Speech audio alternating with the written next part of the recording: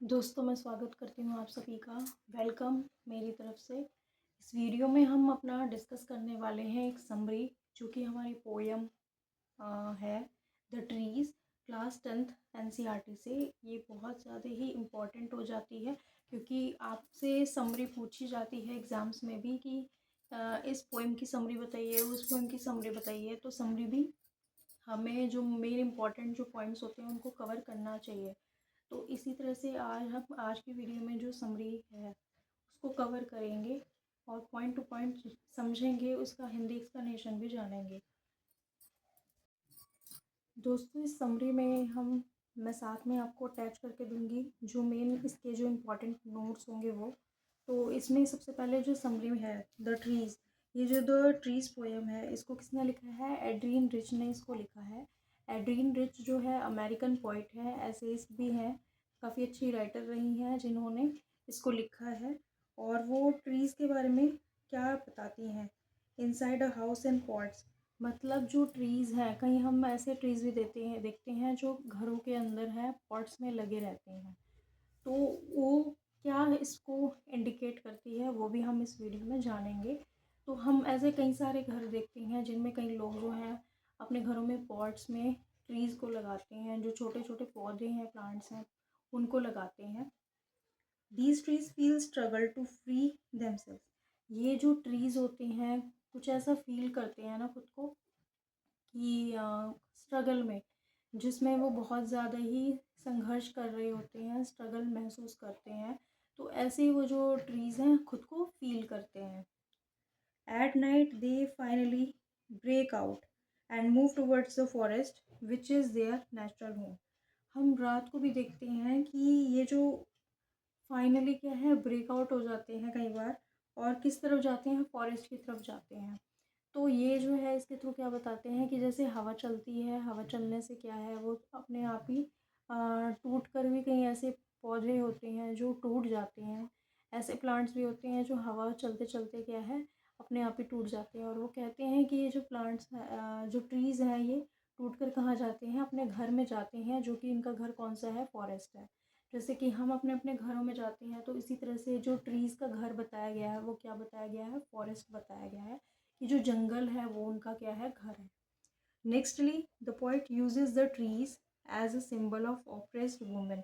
अब इन्होंने, पोइट ने जो यूज़ किया है ना ट्रीज़ को, वो एक तरह से किस चीज़ का सिंबल बताया है? ऑप्रेस्ड वुमेन का। ऑप्रेस्ड वुमेन जो खुद का ही विरोध करती है किसी के सामने, वो खुद को क्या है? ऑप्रेस्ड बताती है, किसी चीज़ का क्या है वो विरोध कर रही है।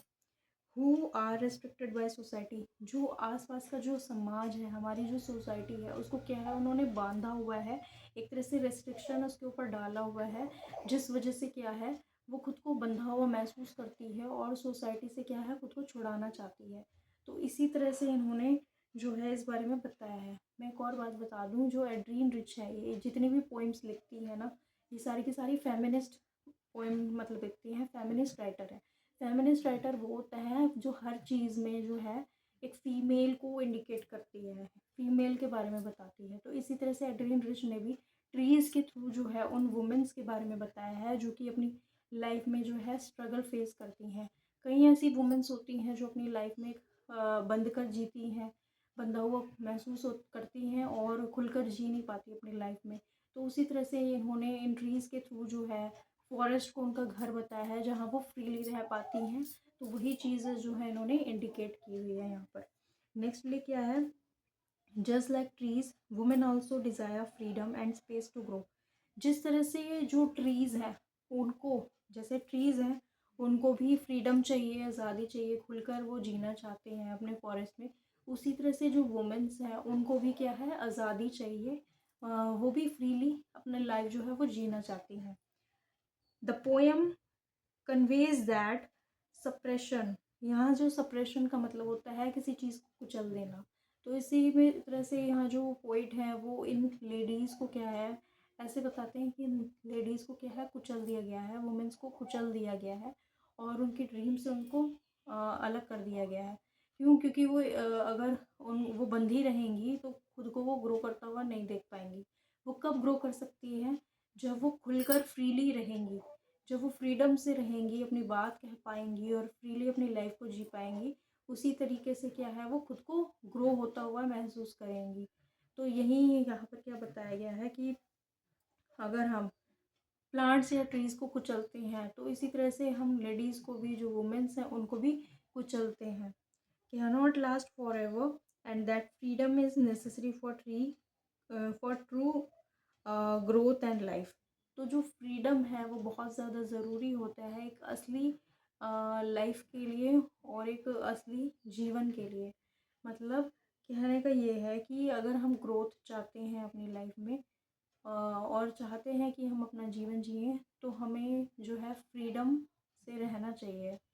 अब यहाँ पर एड्रीन रिच एक तो अमेरिकन राइटर है, फेमिनिस्ट राइटर है और एसेइस्ट भी हैं, ठीक है।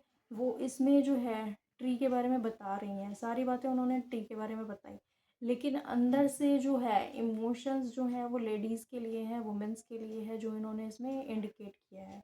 तो ट्री जो है वो क्या रिप्रेजेंट कर रहा है, वो उन वुमेन्स को रिप्रेजेंट कर रहा है जो फ्रीली अपनी लाइफ को जीना चाहती हैं, लेकिन वो स्ट्रगल फेस कर रही हैं अपनी लाइफ में।